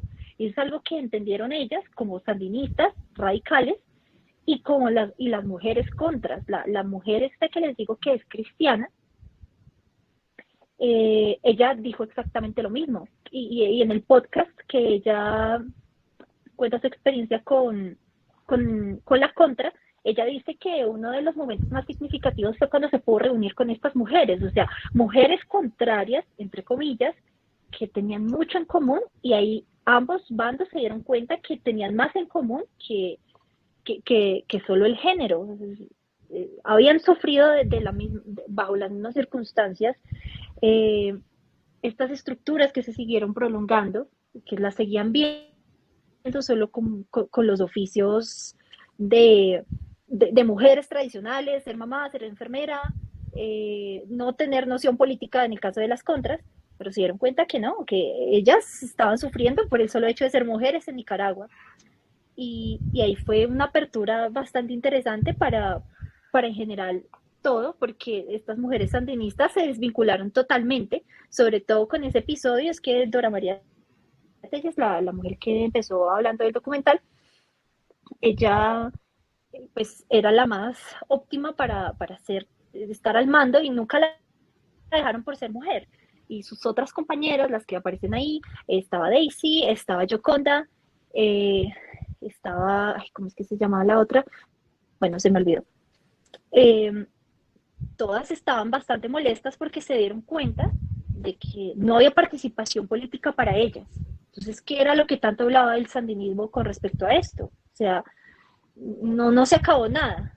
Entonces, esa básicamente fue mi investigación, desmantelar un poco y de construir un poco ese discurso sandinista que siempre está propagando a las mujeres, porque después yo hice otro ejercicio, ese no lo publiqué en mi tesis, pero lo hice aparte, esa hace parte de otra investigación que estaba haciendo sobre esas figuras masculinas en el sandinismo que siguen hablando de las mujeres y cuando vamos a ver, pues son lo más machista que existe. Entonces, por ejemplo, bueno, es que Nicaragua también tiene un problema de dignidad muy grande. O sea, si acá no tenemos dignidad, Nicaragua desconoce por completo esa palabra, porque sigue eligiendo al mismo presidente. Bueno, todos sabemos que eso es bajo fraude, pero yo quisiera creer que eso es fraude, pero un día me tomé la molestia de entrar a la página oficial de Barricada, el periódico que les mencioné, que es del sandinismo, que de hecho ya no se publica físico, dejó de publicarse hace bastantes años en físico, ahora solo es virtual. Y me sorprende mucho que las mujeres aman al sandinismo y aman a su Daniel Ortega como si fuera el propio Dios. ¿Por qué no hemos podido irrumpir con esta tradición? Pues en Nicaragua las mujeres idolatran allá a los políticos de una forma muy nefasta sin saber pues cuál fue la verdadera historia, sobre todo por este Daniel Ortega, que es un tipo que además tiene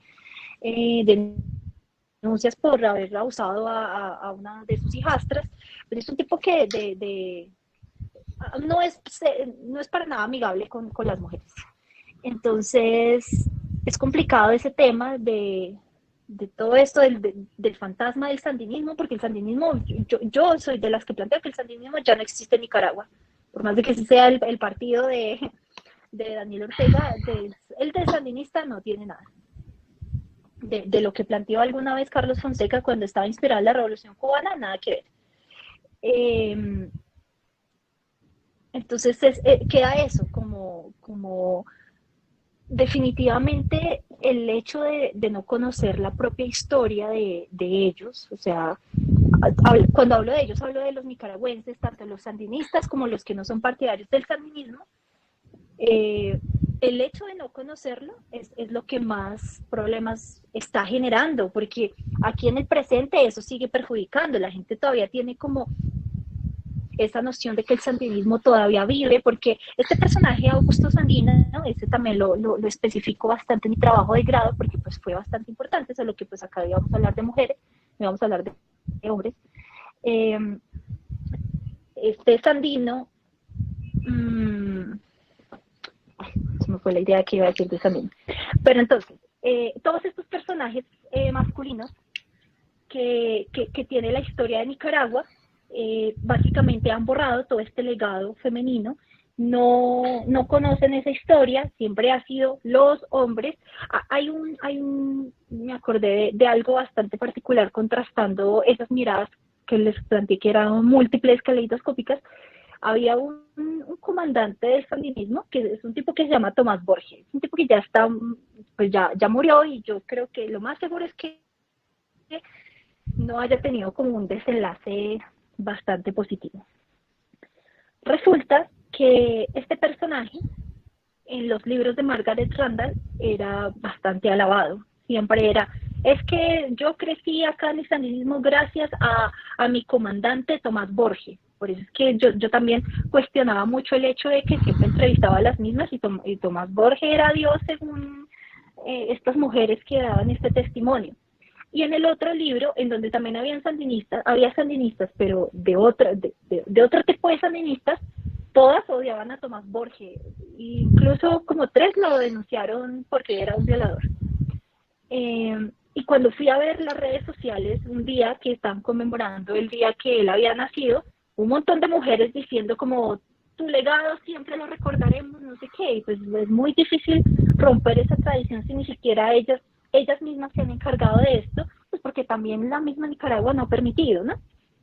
No ha permitido que se conozca esa historia, no se dedicó también a que continuara como una escritura objetiva. Sí, qué pena. Qué pena, de acuerdo a todo lo que tú estabas diciendo, algo que me parece muy importante acá referente con también los otros encuentros que hemos tenido con el semillero, puntualmente con el semillero, que el encuentro que tuvimos la semana pasada, donde hablamos de educación popular con Freire, se muestra mucho también desde el sandinismo que se sigue haciendo lo mismo, pero desde muchas perspectivas de no permitir que los latinoamericanos sean latinoamericanos, que las mujeres sean mujeres, sino que todo se vuelve algo occidentalizado, que solamente se vuelve y solamente se muestra lo que les sirve a las grandes potencias, lo que les sirve a las grandes masas. Sí, pero esos testimonios de las mujeres que no les servían al sandinismo, ¿dónde quedan todos esos papeles y todas esas historias que realmente fueron tan importantes también para toda la construcción del sandinismo? Así es, claro. Siempre se ha tratado de borrar, invisibilizar todo lo que sea un obstáculo. Y estos testimonios finalmente es un obstáculo para la memoria sandinista. Sí, entonces, bueno, con esto quisiera dar apertura al espacio del conversatorio. Quisiéramos saber si tienen dudas al respecto, también si tienen aportes, quisiéramos escucharlos.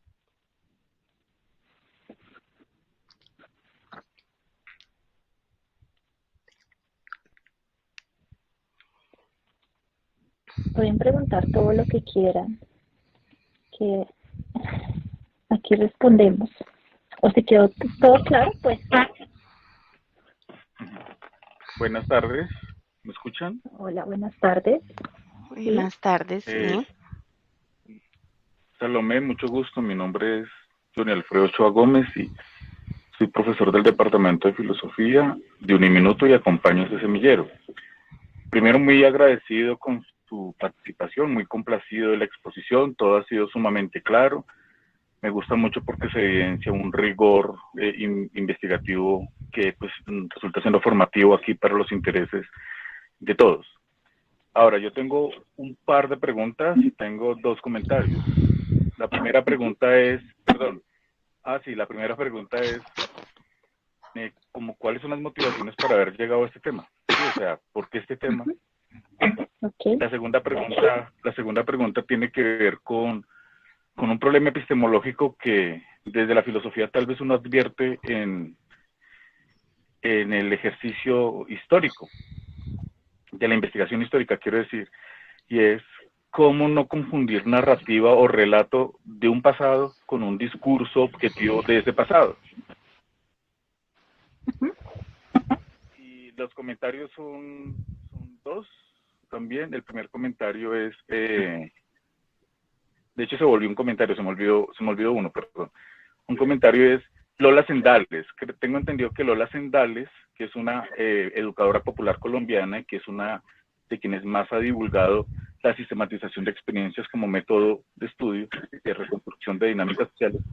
Lola Sendales alcanzó a ir a Nicaragua también y ella, yo supongo, tiene algo que decir respecto, o en perspectiva de género también, ¿no? aunque esa no sea la perspectiva más fuerte en ella, pero supongo que al ser una mujer comprometida, al ser una mujer estructurada, al ser una mujer de mirada crítica, pues algo tuvo que haber dicho y pues me llamaría la atención de pronto conocer eso. Y el segundo comentario, ya me acordé, es que te escucho y recuerdo una crítica de un sociólogo francés, Pierre Bourdieu, o Bourdieu, no lo sé pronunciar bien, y es que a veces las revoluciones de izquierda se quedan solamente en el capital, conciben solamente el capital como capital económico, ¿no? Entonces creen que la revolución consiste en transformar la estructura económica o el modo de producción de una sociedad. Y este sociólogo, desde la perspectiva de este sociólogo, se habla del capital simbólico, porque cambia el modo de producción, pero la red simbólica sigue siendo la misma. Entonces, como tú dijiste, cambiamos de bandera, pero las prácticas muchas veces son las mismas. Por ejemplo, hay un estudio que apuntaría a lo mismo, y es en el caso cubano. En Cuba se habla de revolución, igualdad, fraternidad, etcétera, pero según esta perspectiva del capital simbólico, pues los negros y los mulatos no son tan visibilizados o tan relevantes en la narrativa revolucionaria. Entonces, bueno, te agradezco de nuevo, muchas gracias a ti y a Nicole también por la organización del encuentro. Ok, muchas gracias por las preguntas, gracias por los comentarios. Entonces, bueno, vamos con la primera, que es la de la motivación, de por qué Nicaragua. Bueno, normalmente cuando uno tiene que delimitar algo, un tema, uno siempre se va por algo que a uno le gusta, ¿no? Entonces, si a mí me gusta la revolución bolchevique, entonces quiero hacer una historia sobre la revolución bolchevique y todo esto. Entonces, yo empecé como a delimitar qué era lo que a mí más me gustaba, ¿no? Entonces, en cuanto a la historia, pues digamos, no puedo decir que tengo un campo en particular, porque pues digamos que apenas estoy comenzando en este mundo, pero siempre lo mío fue la historia de América Latina. Entonces, eso era lo que me apasionaba para ese entonces, para cuando elegí el tema. Entonces yo dije como, bueno, si me gusta la historia de América Latina, vamos a empezar a delimitar como fenómenos. El siglo XX siempre fue mi obsesión. La historia de América Latina en el siglo XX es para mí de las cosas más interesantes que hay. Entonces ahí ya empecé. América Latina, siglo XX, entonces luego ¿qué sigue? Fenómenos así particulares que me hayan llamado la atención o que me hayan cautivado. Definitivamente estaba entre la Revolución Cubana, en efecto, o la Revolución Sandinista. Pero entonces, también me están llamando mucho la atención los estudios de género, y fue cuando llegué a ese documental, el que inicialmente les mostré, el de las sandinistas, que ese fue como el que ya definitivamente me dio como esa pista, y sentí que más bien ese tema me había elegido a mí antes que yo elegirlo a él. Entonces ya tenía unas pistas bastante amplias, que me gustaba la historia del siglo XX, que por ahí podía ir la cosa, que pues en general los fenómenos revolucionarios son bastante interesantes porque tienen muchos matices, muchas ópticas, muchas perspectivas, pero ya fue con este documental que yo dije como no, aquí fue. Este tiene todo lo que yo quiero. Me gustan los estudios de género, me gusta mucho América Latina, me gusta mucho el siglo XX. Entonces ahí este documental fue como esa pista principal, y ver tantos vacíos cuando estaba haciendo el estado del arte fue como ya consolidar pues ese objetivo. Ese por un lado. Esa sería la primera pregunta. Con respecto a lo de los testimonios, pues es una pregunta que yo también me planteé, ¿no?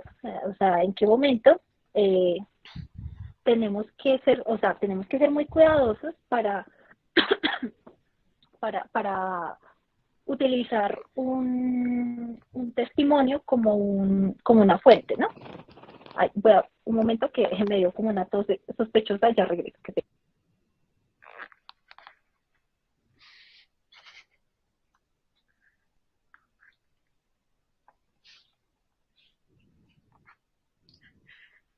Ay, lo siento. Entonces, siempre los testimonios tenemos que entenderlos como, pues como un relato, ¿no? Como un relato de una vivencia. Y por ello, siempre tenemos que ser muy cuidadosos. Por eso es que existen diferentes métodos para abarcarlos. Yo no digo que un relato sea exactamente lo que pasó, porque como vimos, tenemos a muchas sandinistas, ¿no?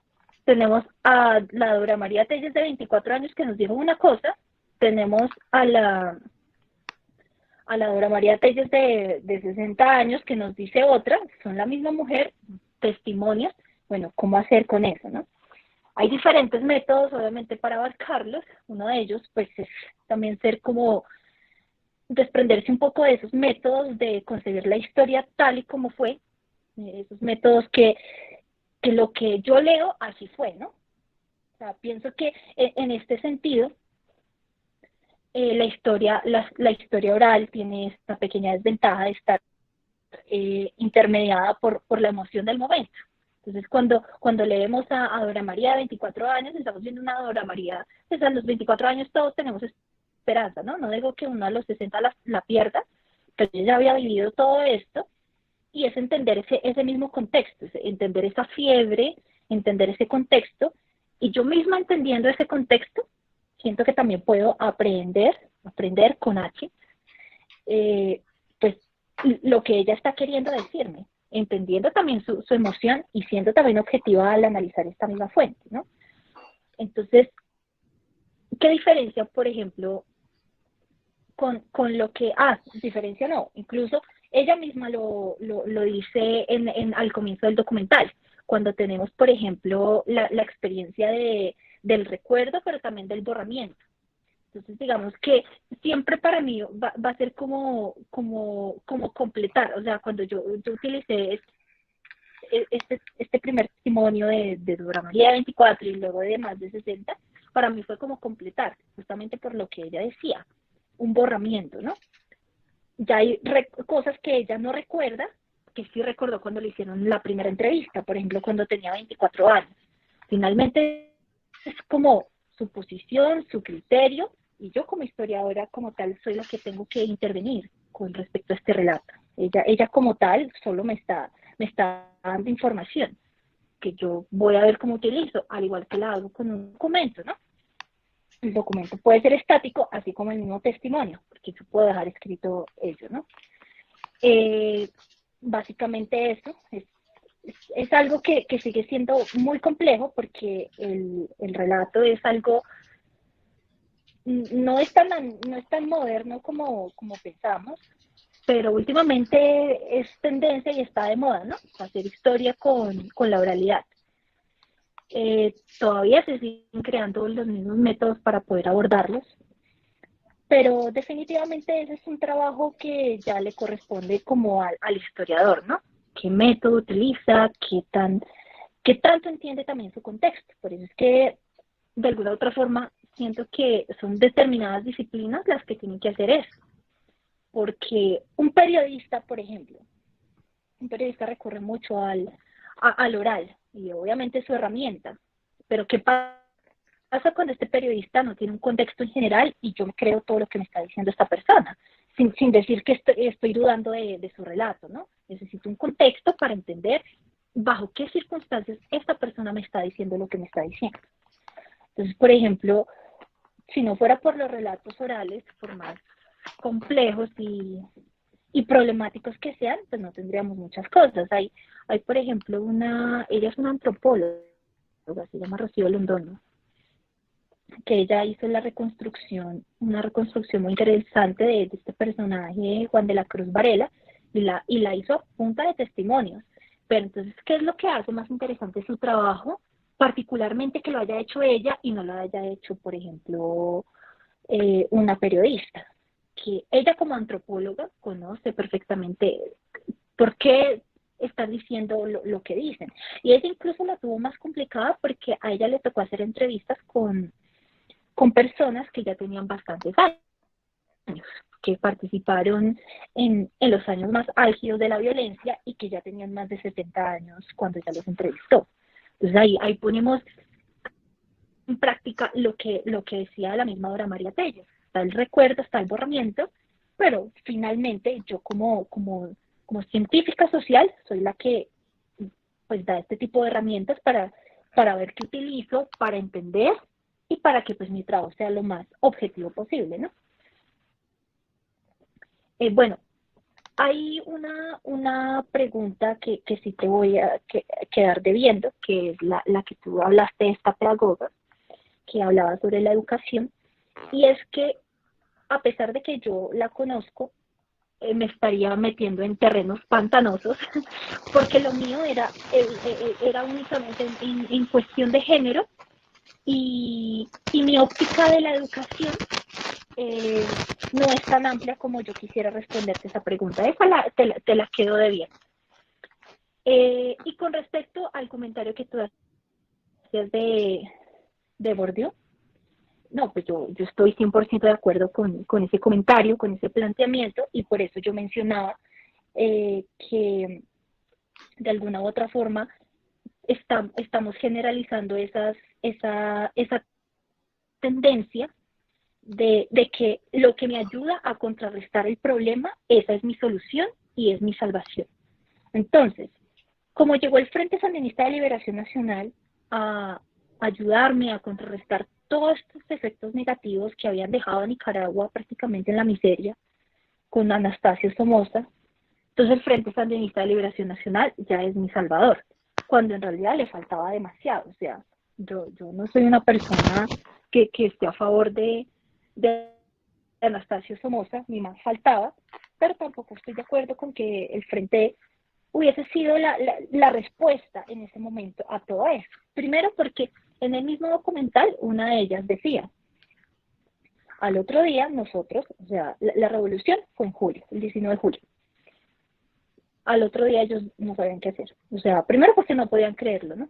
Y segundo porque realmente les tocó empezar a nadar en un terreno bastante desconocido, porque el poder siempre había estado en manos de los de siempre. Entonces, como bueno, nosotros tenemos que empezar a replantear absolutamente todas las estructuras que llevaban de tantos años.